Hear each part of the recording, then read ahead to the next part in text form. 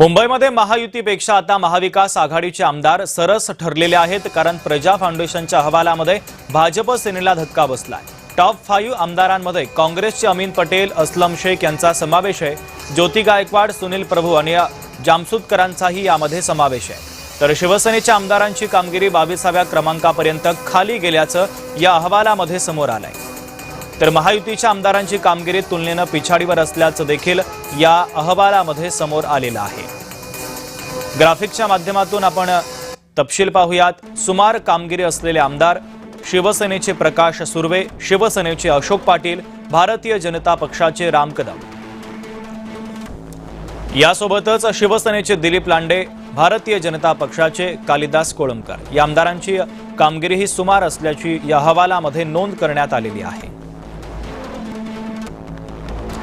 शिवसेनेचा आता जेन-झी नंतर तरुण लोकप्रतिनिधींवर लक्ष आहे। पक्षातील तरुण लोकप्रतिनिधींची शिंदेंनी एक बैठक बोलावली आहे। 20 ते 30 या